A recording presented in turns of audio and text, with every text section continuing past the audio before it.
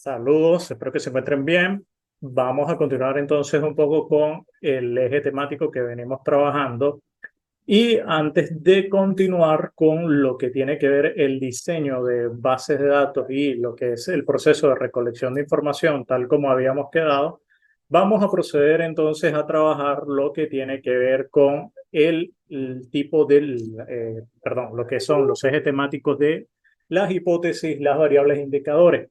Como siempre, recordándoles a ustedes que esto no es más que un repaso y que lo hacemos con el punto fundamental de poder sustentar y solidificar un poco los conocimientos que ustedes tienen para poder entrar ya al contenido temático propio de nuestra materia análisis estadístico. Entonces, vamos a trabajar lo que es hipótesis, variables e indicadores. ¿Qué son las hipótesis? Repito, esto va a ser un repaso muy general. Ustedes, por favor, la bibliografía que se les ha recomendado, traten de repasar sobre estos temas y tengan muy en cuenta que es la base teórica con la que vamos a sustentar el trabajo estadístico que vamos a hacer a partir de nuestra próxima clase. Muy bien, las hipótesis, como habíamos comentado en la clase, no son más que las explicaciones o ideas previas que se tienen sobre los resultados de una investigación. Si cada vez que un investigador se propone un tema a investigar o se propone un objetivo particular de investigación, el investigador tiene una premisa preconcebida sobre lo que va a conseguir o espera conseguir y que obviamente quiere confirmar con los resultados, sin que esto signifique que tiene el deber o que exista el deber empírico, teórico, epistemológico en la dinámica de investigación a que las hipótesis se cumplan. Pues como veremos más adelante, igualmente, cuando una hipótesis no se cumple, es un resultado de investigación valioso. Entonces, las hipótesis son las explicaciones o ideas previas que se tienen sobre un resultado. Y normalmente en nuestra cotidianidad nosotros armamos hipótesis de manera constante. Por lo menos antes de ustedes de ir a comer a un restaurante, tienen la hipótesis o tienen una respuesta previa a la interrogante sobre si la comida va a estar buena, va a estar excelente, va a estar regular, va a estar pésima, etc. Ustedes se hacen una idea preconcebida de ello y confirman tan la idea o la descartan con la experiencia empírica que tienen al vivir la experiencia. Responden, además, las hipótesis a las preguntas de investigación y derivan de los objetivos, por supuesto. Su objetivo es orientar el estudio a través de las propuestas previas que permitan visualizar lo que el investigador piensa que hallará según la realidad cotidiana y teórica que orienta el estudio. Estas son, repito, premisas teóricas sobre lo que es las hipótesis de investigación. Habíamos dicho previamente, conversando, tratando aquí de esquematizar un poco, que la investigación en general parte de la observación, tanto de la cotidianidad como de la teoría. Eso nos da un tema, idea que nosotros estamos problematizando operacionalmente hablando, como lo comentábamos en clase. Las hipótesis como tales responden a tal concepción en donde equilibramos o hacemos, digamos, un equilibrio entre lo que es la cotidianidad, la teoría, el tema que hemos elegido o la idea que tenemos y que la hemos problematizado. Y la hipótesis como tal no es más que, perdón, la respuesta o la idea previa que se tiene sobre lo que va a encontrar en la solución operacionalmente hablando, repito, sobre el problema que se ha planteado.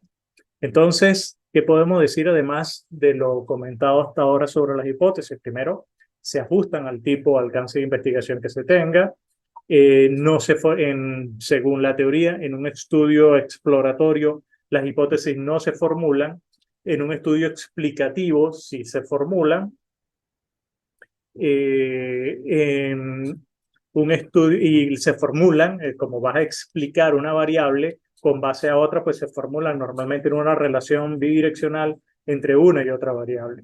En un estudio descriptivo se formulan normalmente como un estudio descriptivo, valga el caso del ejemplo, lo que hace es describir, la hipótesis te permite o se enunciaría la descripción de una variable, por ejemplo, que x igual a tanto, que x igual a y, que y es igual a x, etc. En un estudio correlacional también se formula, es decir, se dice que x correlaciona con y, por ejemplo, o que afecta a y. Sin embargo, en lo personal, me parece que esta concepción o esta estructura no es tan correcta. ¿Por qué? Porque en un estudio exploratorio donde vas a explorar un conjunto de patrones o un conjunto de, digamos, ideas que tienes preconcebidas, hay un planteamiento hipotético sobre lo que esperas. De hecho, actualmente estoy revisando como jurado una tesis doctoral donde se busca un análisis exploratorio de datos para confirmar algunos planteamientos de las hipótesis de Wistor sobre lo que es el delito como una acción moral y se plantea que se plantean hipótesis a pesar de que el diseño es exploratorio. Así que este estándar que normalmente encontramos en los textos de metodología de la investigación no es tan correcto, no es tan, bueno, más que correcto, no es exacto. Y bueno, de más está decir que en el caso de la metodología de la investigación, cosa que ya hemos venido conversando, no hay una receta particular o una estandarización para el momento de establecer las cosas como correctas o incorrectas, pero sí como lógicas o ilógicas, sí como, digamos, la manera digamos, estandarizado o flexible de hacer según se adapte a la información. Básicamente, como he comentado en todas las investigaciones, sea cual sea su tipo, el investigador tiene ideas preconcebidas de lo que espera encontrar y de los resultados que espera obtener. Es muy difícil, por no decir casi imposible, partir una investigación sin hipótesis que lo oriente, y esto incluye a los estudios cualitativos.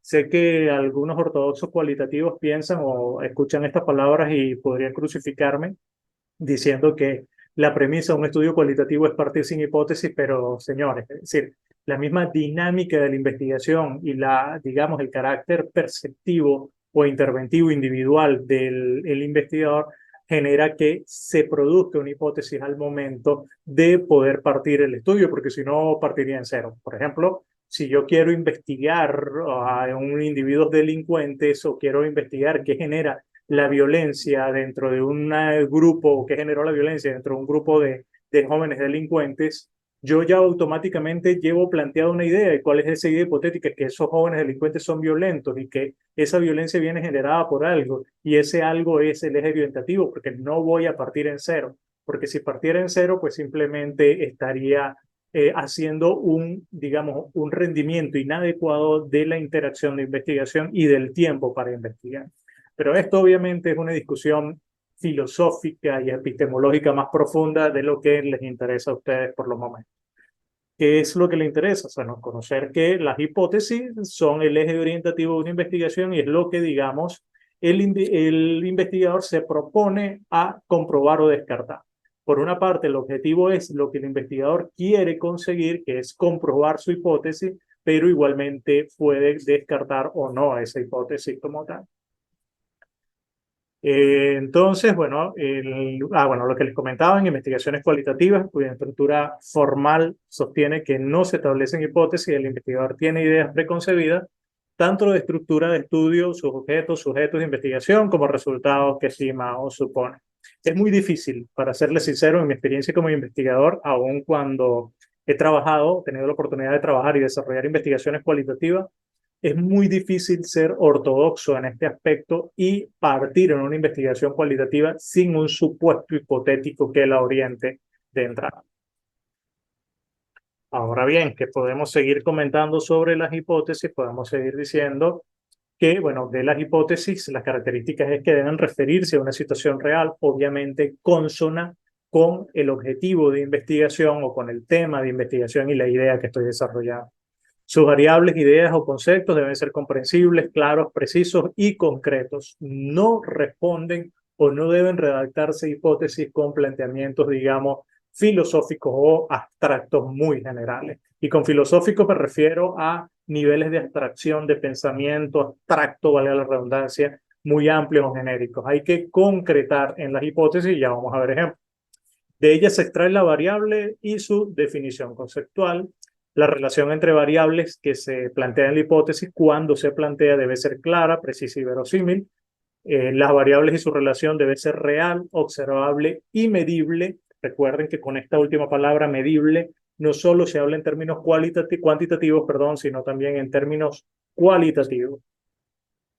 deben plantearse según la disponibilidad de técnicas para su observación y medición. ¿A qué me refiero con esto? No puedo, en vano puedo plantear una hipótesis que el efecto de la reducción de la gravedad en el ser humano genera que éste sea más violento. Puedo medir lo último, la última variable, violencia, pero difícilmente puedo tener los recursos como investigador venezolano y profesor de una universidad venezolana, puedo tener los recursos para medir el efecto de la gravedad en la persona y si eso afecta o se relaciona con la violencia. Acá les planteo unos ejemplos de hipótesis tomados del texto de Hernández Fernández y Batista que se los voy a compartir por el grupo o en un enlace de Drive o se los paso a la compañera que quedó en enviar o que envió la base de datos. Ejemplo de hipótesis, la proximidad geográfica entre los hogares de las parejas de novios está vinculada positivamente con el nivel de satisfacción que le proporciona su relación. El índice de cáncer pulmonar es mayor entre los fumadores que entre los no fumadores. Conforme se desarrollan las psicoterapias orientadas en el paciente, aumentan las expresiones verbales de discusión y exploración de planes futuros personales y disminuyen las manifestaciones de hechos pasados. A mayor variedad en el trabajo, habrá mayor motivación intrínseca hacia esto. Entonces, observen allí cómo, acá comentan el ejemplo, hay vinculación entre dos variables. Estas son, casi todas las hipótesis son de investigaciones correlacionales. Una investigación descriptiva, por ejemplo, puede una hipótesis en en una investigación descriptiva, una hipótesis podría señalar lo siguiente, podría señalar que los niveles de homicidio de Venezuela son mayores que los de la mayoría de los países de Sudamérica.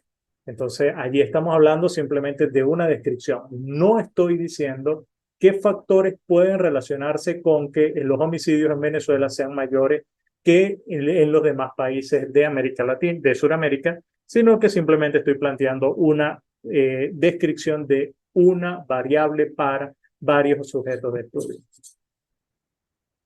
Seguimos entonces.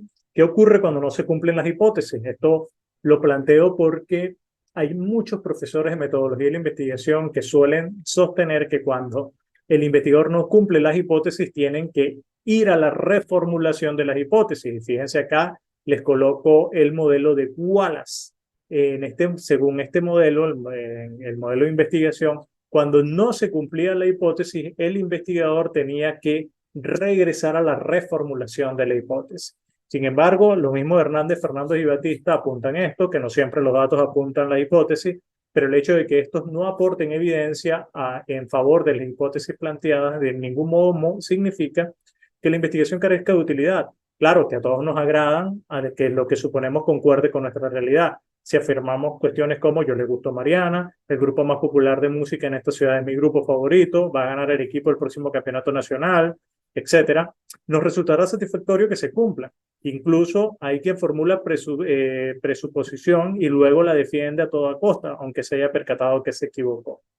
Cuando no se cumplen las hipótesis, ese incumplimiento de la hipótesis resulta o genera un resultado de investigación que es válido. Y tal resultado debe considerarse como un punto válido, repito, para la investigación. Vuelvo al ejemplo.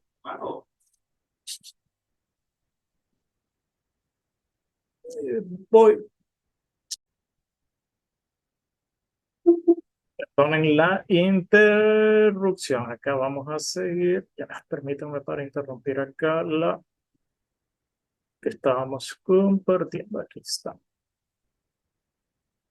Muy bien, entonces les comentaba que en el caso, cuando la hipótesis no se cumple, el incumplimiento de la misma genera resultados importantes de investigación. Vuelvo al ejemplo de el caso particular o de la investigación que hablábamos hace un momento, que sostiene que el homicidio, mi hipótesis era que el homicidio en Venezuela es mayor que en la mayoría de los países suramericanos.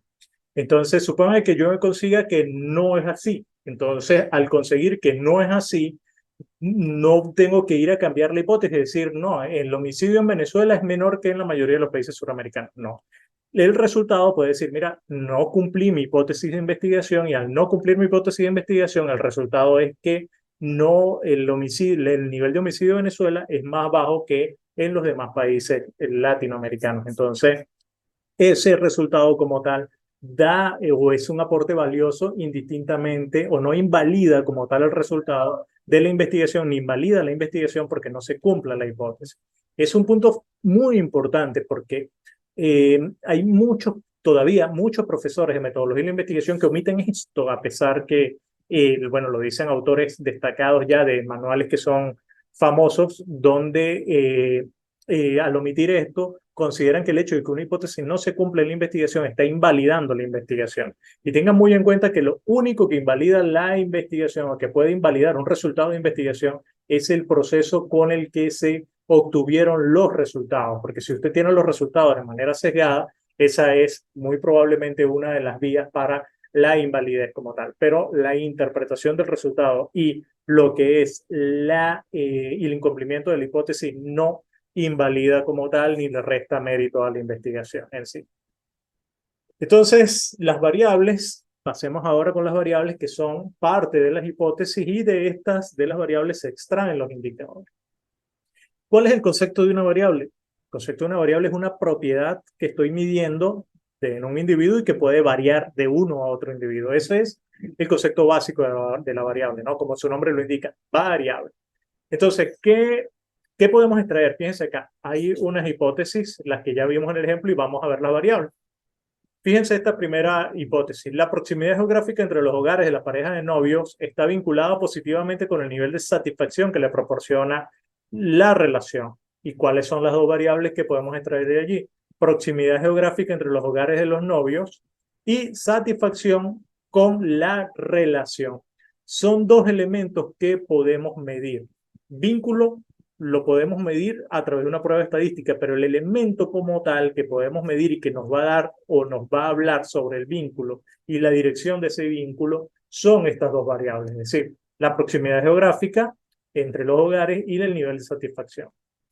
Esta está mucho más fácil. El índice de cáncer pulmonar es mayor entre los fumadores que entre los no fumadores.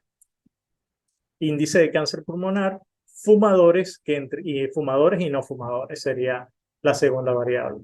Conforme se desarrollan las psicoterapias orientadas en el paciente, aumentan las expresiones verbales de discusión y exploración de planes futuros personales y disminuyen las manifestaciones de hechos pasados, dos variables igualmente. A mayor variedad en el trabajo, mayor motivación intrínseca hacia esto. Allí tienen los ejemplos de las variables que se extraen de las hipótesis y lo que es el ejemplo clásico de cómo se redacta una hipótesis como tal. Ahora bien, en una investigación de corte cuantitativo, obviamente hablamos de variables y su construcción operacional y su definición, y esto sí es importante tenerlo en cuenta, precede al uso de los instrumentos y al proceso de recolección de información.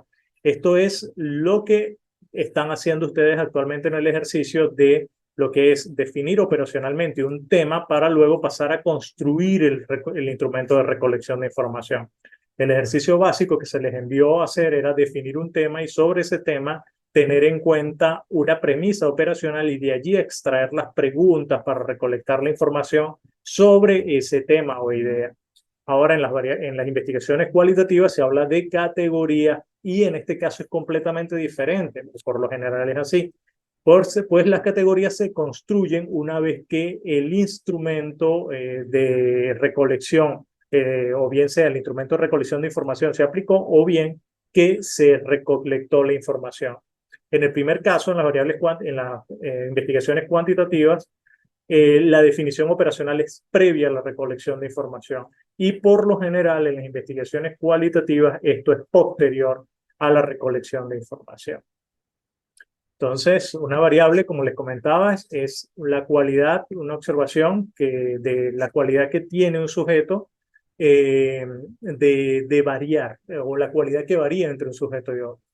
Las variables en general pueden ser categóricas, que entre las categóricas pueden ser nominales, por ejemplo, como el género, pueden ser ordinales, como el nivel de instrucción, pueden ser también numéricas, y estas se dividen en escalas de intervalo y razón. Las variables categóricas, valga el caso, son aquellas variables que están constituidas por categoría, indistintamente de su número. Y estas se dividen en dos tipos. Las nominales son aquellas que no tienen un orden preestablecido entre sí. Y las ordinales sí tienen un orden preestablecido, pero ese orden no implica una estructura numérica o no indica cuánto es mayor o menor que una categoría con el otro. Por ejemplo, las variables nominales, el género, sexo, masculino, femenino, es un ejemplo claro de lo que es una categorías nominales, es decir, que no hay un orden entre las categorías de la variable. Mientras que el nivel de instrucción sí es un ejemplo claro del tipo de variables ordinales. En este caso, el nivel de instrucción, primaria, secundaria, bachillerato, primaria o preescolar, primaria, básicos, bachillerato, TCU o técnico medio, TCU, universitario, postuniversitario, etcétera, tienen un orden preestablecido y una estructura jerárquica, pero no indica cuánto o qué grado de mayor entre uno y otro existe. Por ejemplo, no puedo decir que la universitaria es 4 grados mayor que la primaria y así por el estilo, sino que hay un orden establecido entre los mismos y ese orden precisamente es para darle una estructura lógica a la naturaleza de la variable como tal. Las numéricas están medidas de escala de intervalo y razón.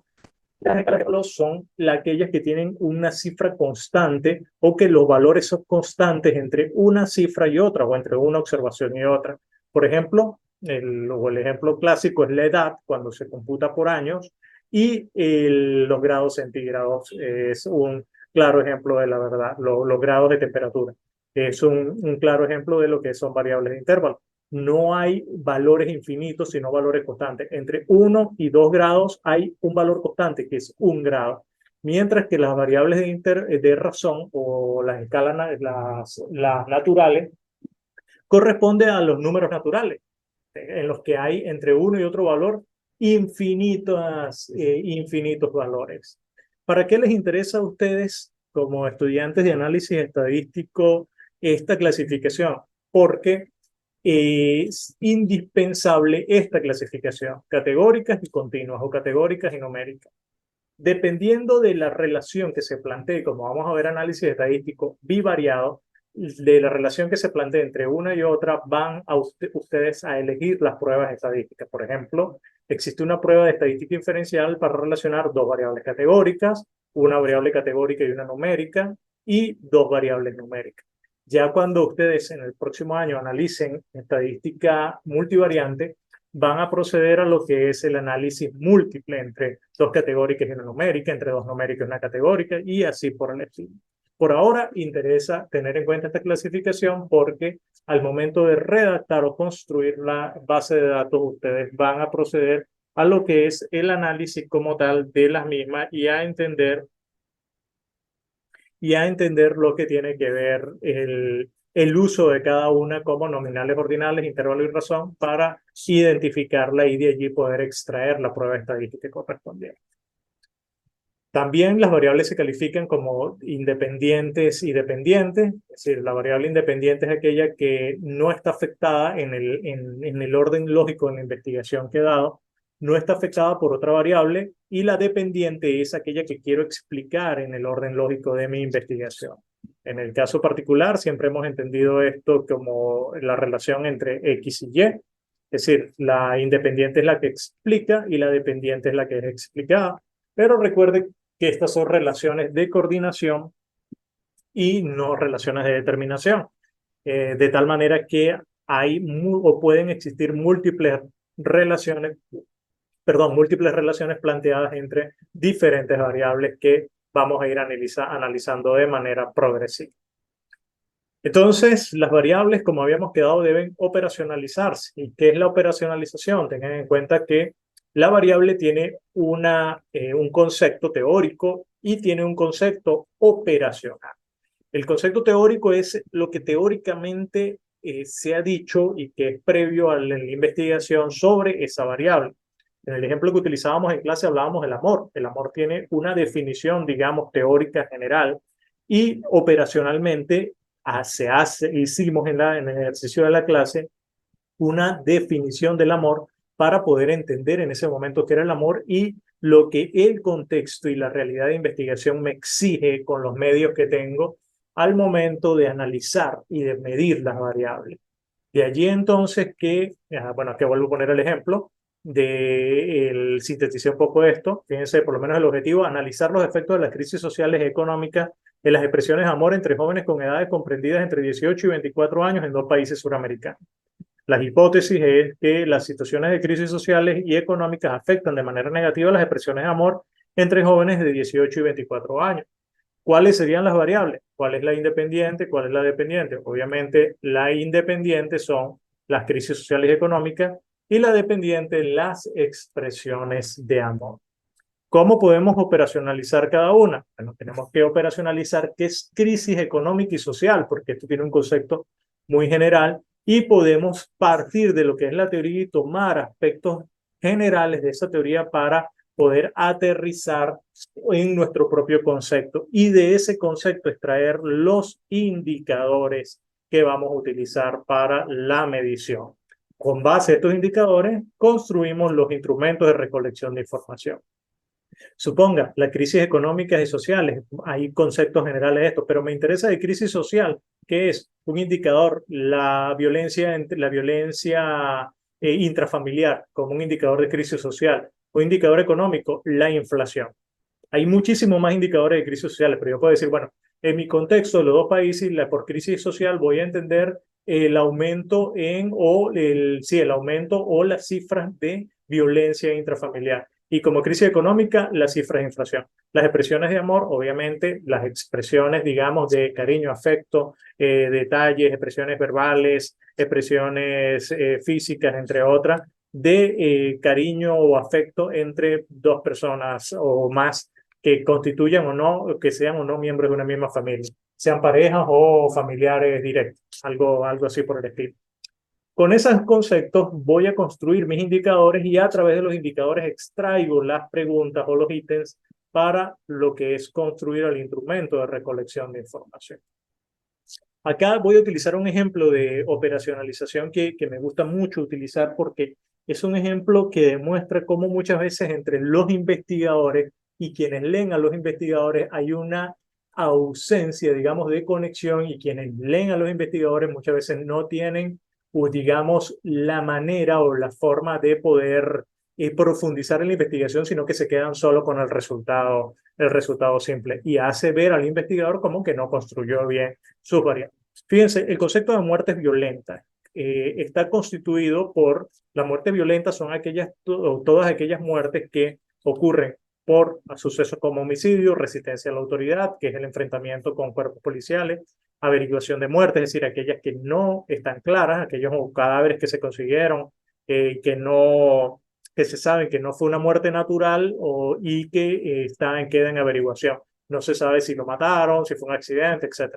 Los suicidios y los accidentes de tránsito. Es por lo general, en términos criminalísticos, digamos, lo que son los conceptos, los 5 puntos o los 5 indicadores generales con los que se construye la muerte violenta.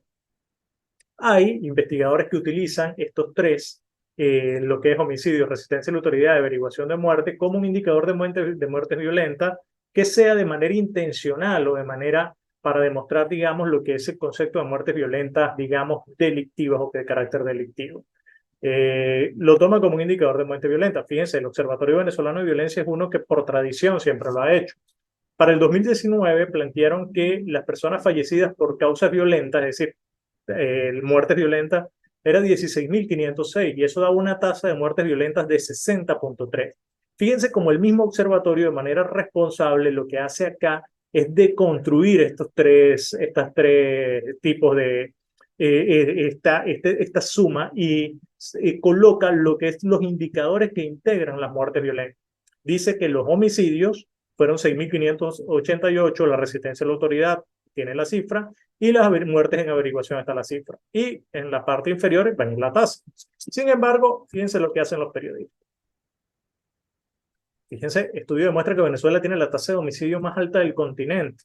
Y en el cuerpo del dato dice que la tasa de homicidio de Venezuela es de 60 por cada 100.000 habitantes, cuando 60 por cada 100.000 habitantes es la tasa de muertes violentas y el homicidio es de 24. Entonces se presta una gran confusión allí. No es, digamos, un error del observatorio como tal, porque el observatorio acá lo plantea. sino un error de interpretación de la manera como está operacionalizada la variable y que no queda bastante claro. Y por eso es un juego de ética muy responsable de parte del investigador tratar de profundizar y aclarar estos elementos al momento de poder establecer lo que es la investigación y obviamente los procesos de recolección de información. Bueno, recolección de información, acá pues hablamos de investigaciones cualitativas, lo que es validez y confiabilidad. Esto, repito, ustedes tuvieron que haberlo visto, igual que el muestreo, en lo que es la materia de técnicas de investigación en ciencias sociales. Estoy casi seguro que lo vieron porque ese programa lo diseñamos entre el profesor Jesús Manuel Salcedo y yo. Y en la parte cuantitativa de esta materia se enseñaba esto. Por favor, si eso no lo vieron o no tienen claridad, repito, invito a que vayan y repasen estos temas o en todo caso, una vez que hagan el repaso, procedan ustedes a hacer cualquier tipo de consultas que tengan bien acá.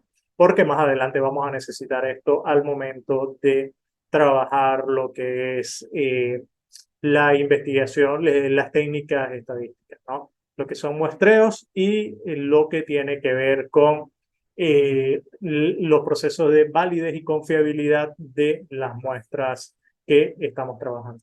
Quedo atento entonces a sus preguntas, quedo atento a sus comentarios, por favor, con toda confianza por el grupo. Acá pues seguimos en contacto y bueno, no hay más que agregar por ahora. La próxima semana, Dios mediante, ya empezamos a lo que es la transcripción de instrumentos de medición en el SPSS. Una vez que termine este video, perdón, una vez que termine esta intervención, les dejo acá en anexo a este video lo que es la muestra de cómo instalar el programa. Por favor, véanlo con detalle, repítanlo cuantas veces quieran y hagan el proceso. Si no logran hacer la instalación del programa del paquete estadístico, por favor, nuevamente consulten por el grupo. Un fuerte abrazo para todos. Cuídense.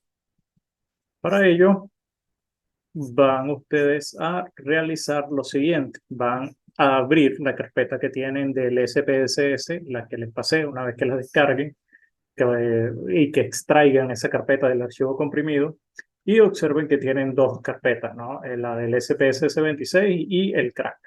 Van a abrir la del 26, se van a ir al instalador y le van a dar clic a este archivo que tienen acá.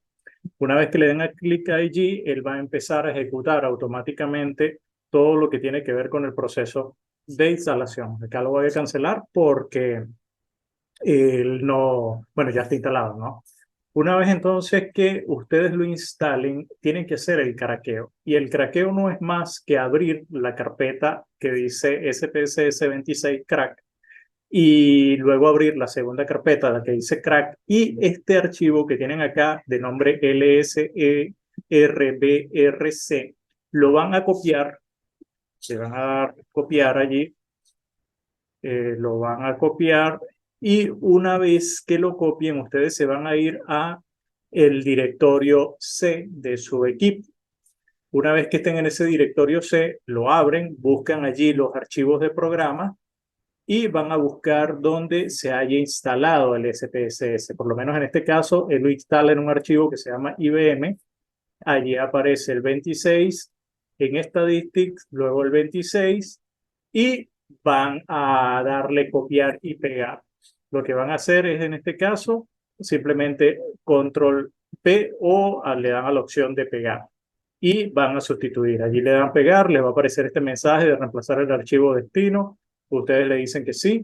Él les aparece luego la opción de continuar y le siguen hasta el final. Una vez que hagan todo ese proceso, en teoría deberían tener el programa instalado. Déjenme ver acá si compartiendo esto sale. Van a buscar en sus aplicaciones del programa como tal, en las aplicaciones de la computadora y van a buscar el mismo directorio IBM. Aquí tienen IBM del SPSS, lo abren y luego abren el programa. Ese sería todo el proceso de instalación. Repito, nuevamente van a ir a lo que es el, vamos a hacerlo desde el principio, van a ir al directorio donde ustedes instalaron el archivo, la carpeta del SPSS 26, abren y abren la primera carpeta, la del SPS26, abren el instalador, le dan clic al instalador. Una vez que él instale, ustedes siguen con el proceso y cuando termine de instalar se van al mismo archivo, abren la carpeta que dice crack, abren nuevamente la que dice crack y van a copiar el archivo que aparece allí, el LSERBC, perdón. Copian, se van a su directorio a C, buscan archivos de programa, en archivos de programa, en IBM, SPSS, el estadístico, y cuando lleguen a la última raíz, van a copiar y pegar allí, van a sustituir y le dan continuar. Ese sería todo el procedimiento. Por favor, si no les quedó claro, recuerden que pueden consultar por el grupo para poder hacer esto exitosamente.